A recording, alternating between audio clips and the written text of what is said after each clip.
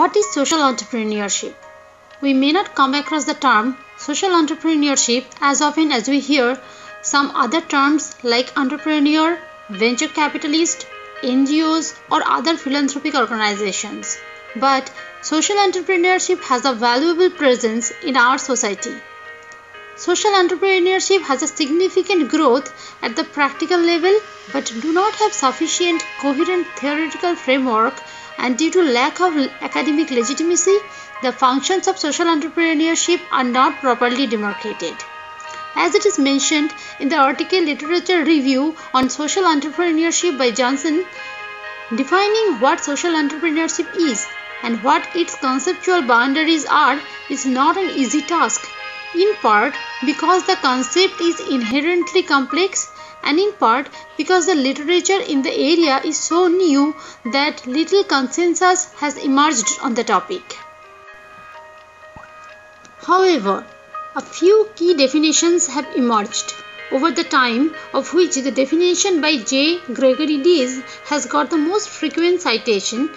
He defined social entrepreneurs play the role of change agents in the social sector by adopting a mission to create and sustain social value, recognizing and relentlessly pursuing new opportunities to serve that mission, engaging in a process of continuous innovation, adaptation, and learning, acting boldly without being limited by resources currently in hand, exhibiting a heightened sense of accountability to the constituencies served for the outcomes created.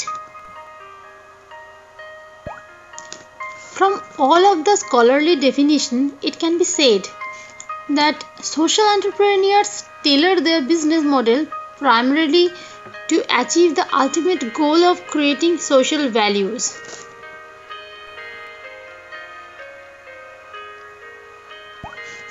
Now the questions to be asked: who are the social entrepreneurs?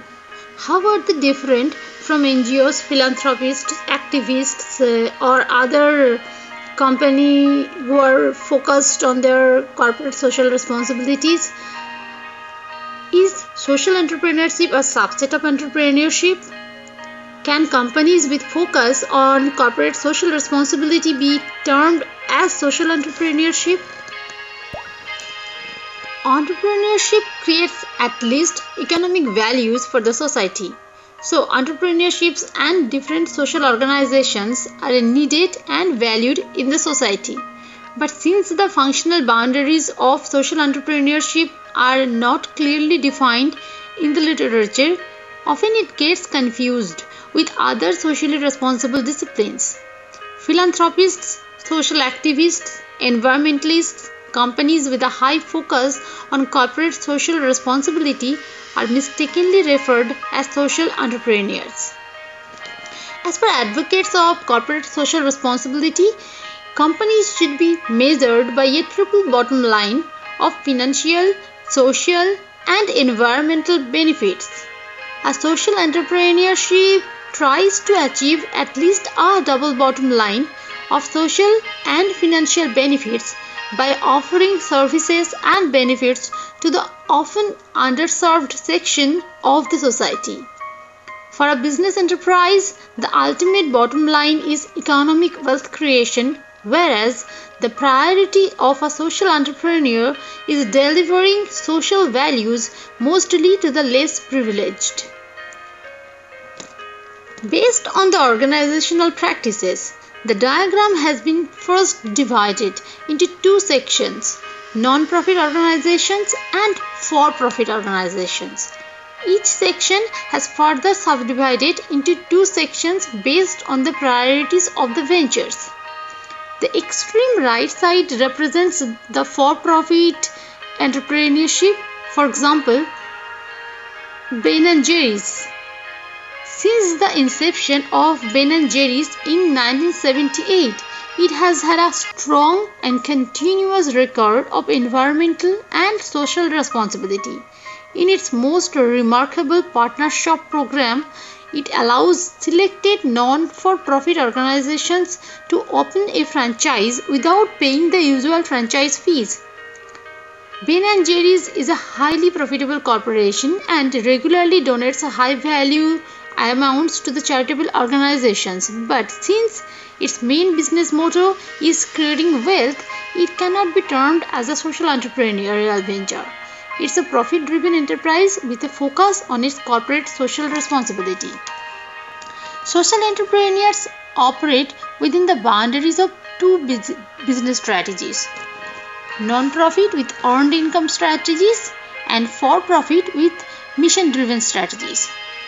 Social entrepreneurial ventures are at the nexus of profit strengths and non-profit culture. With the primary purpose of serving the society, a social enterprise performs hybrid social and commercial entrepreneurial activities simultaneously to achieve self-sufficiency or sustainability. The main difference between NGOs and social entrepreneurships is on their financial dependencies. In order to avoid reliance on outside funds and donations and to achieve self-sufficiency or sustainability, social entrepreneurships blend social motive and profit-generating activities and operates in intersectorial domain. A social business enterprise relies on its investors for funds only before or at the beginning of developing a project. But NGOs, to stay operational, need to continuously raise funds as most of the NGOs do not recover their total costs of their operations. The examples of financially dependent organizations are Salvation Army, Canadian Cancer Society. The examples of self-sufficient social entrepreneurs are Ashoka, Innovators for the Public, Goodwill, etc. And an example of sustainable social entrepreneurship is Grameen Bank, which is termed as social business by its founder member and Nobel laureate Muhammad Yunus.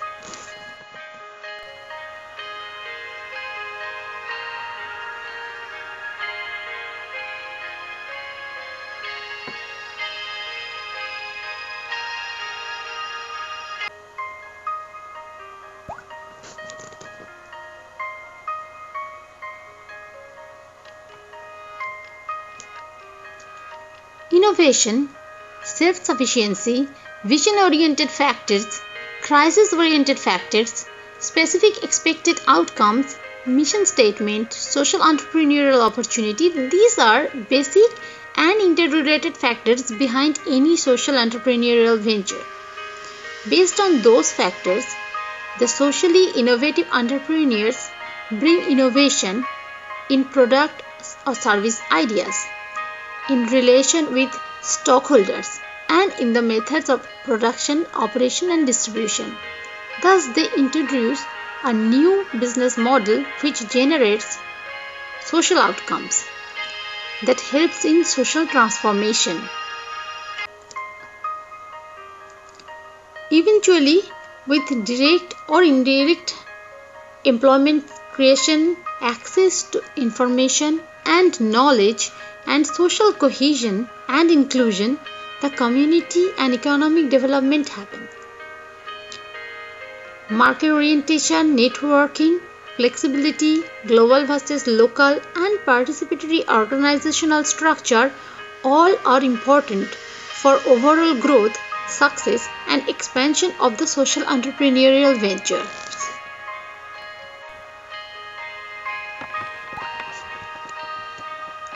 An example of a social entrepreneurship, Grameen Bank. Professor Yunus challenged conventional bank wisdom and basic assumptions at his social value-driven project, Grameen Bank. Muhammad Yunus received Nobel Peace Prize in 2006 for pioneering microcredit and helping the poor and underserved people in uplifting their livelihoods. When Professor Yunus learned that the poor people with craftsmanship and with the eligibility of becoming entrepreneurs encounter challenges in raising their required working capital for purchasing raw materials, and in the process of solving their financial problems, they get trapped into their poverty. He understood that the things needed to change for the benefit of those unprivileged. People from the village didn't have enough collateral and any formal credit history to be eligible for loans from the conventional banks. So they used to borrow money from informal sector in exchange of a promise to sell their products for unfairly low prices to their moneylenders. This was not doing any good for the village people.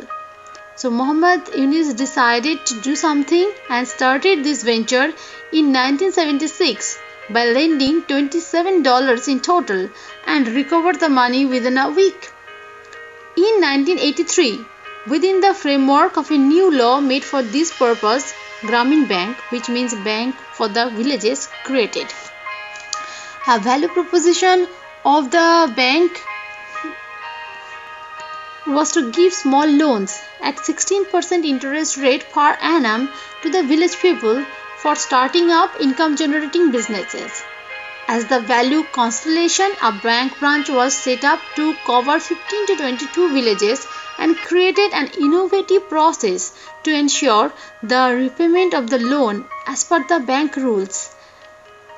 Groups of 5 people used to get formed, and of which only 2 people used to get loan first.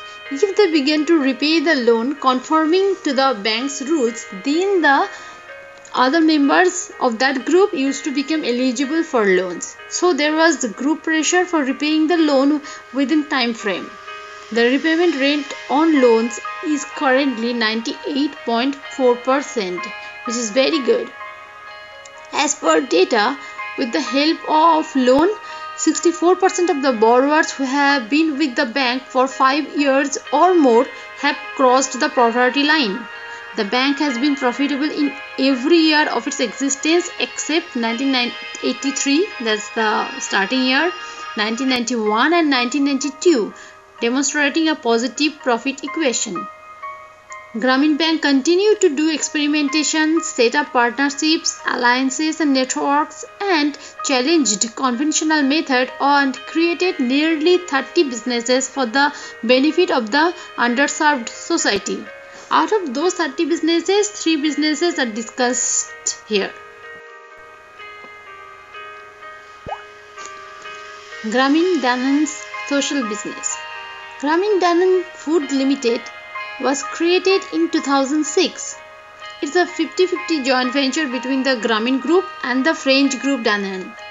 For Grameen Danan Food Limited, they had to challenge the conventional FMCG model due to logistical and infrastructural constraints, but with the motive and mission to bring daily healthy nutrition to low-income, nutritionally deprived populations in Bangladesh and alleviate poverty through the implementation of a unique proximity business model. They found alternative to the conventional retail distribution model.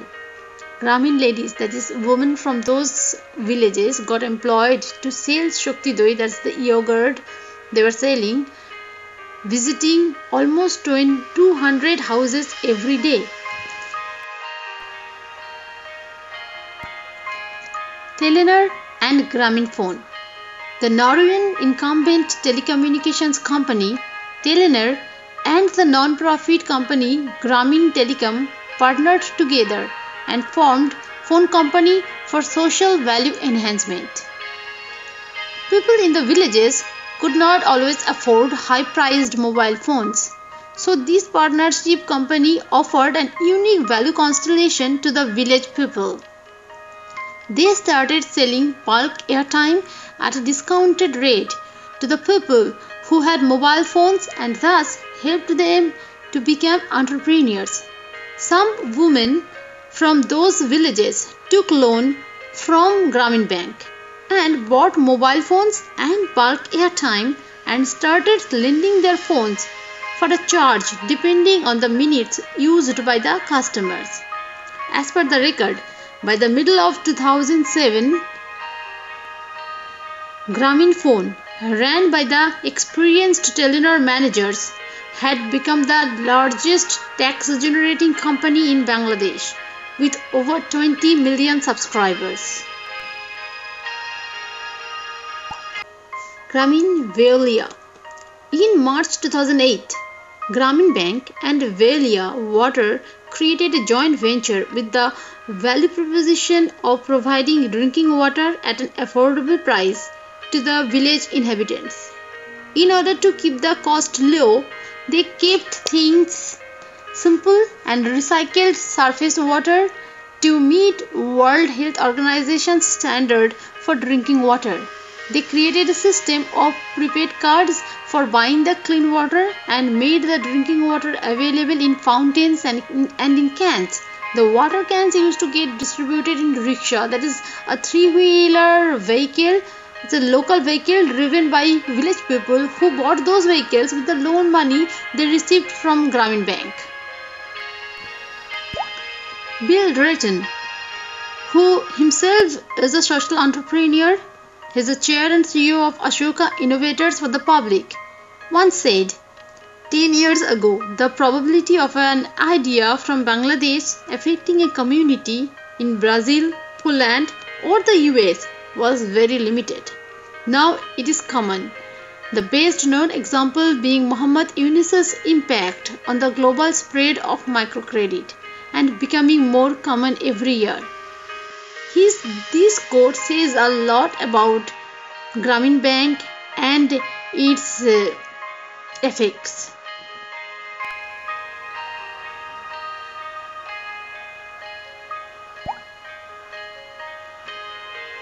A few other examples of social entrepreneurship.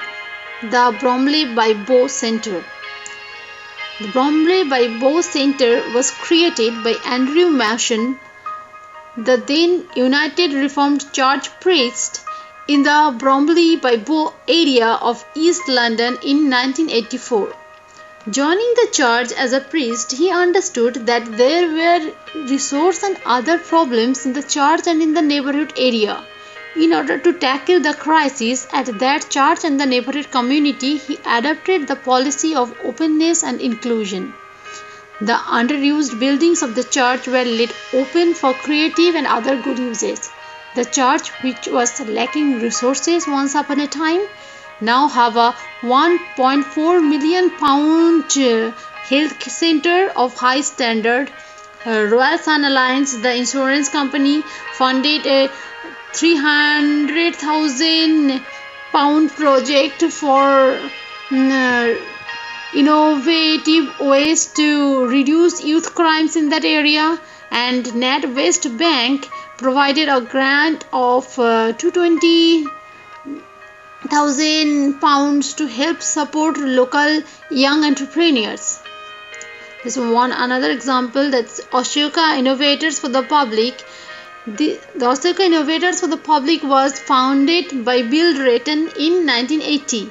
It is a non-profit organization based in Arlington, Virginia, USA, and operates in over 70 countries and supports the work of almost 300,000 social entrepreneurs who elected as Ashoka Fellows. Ashoka provides startup financing, professional support services, and connections to a global network across the business and social sectors.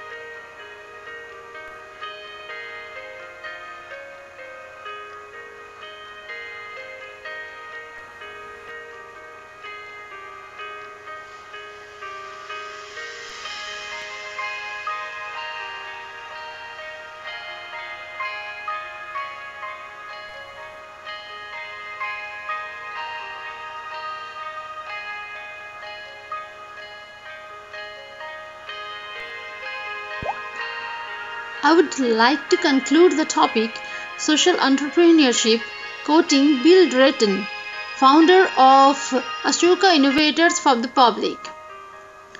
Whenever society is stuck or has an opportunity to seize a new opportunity, it needs an entrepreneur to see the opportunity and then to turn that vision into a realistic idea and then a reality and then indeed the new pattern all across society.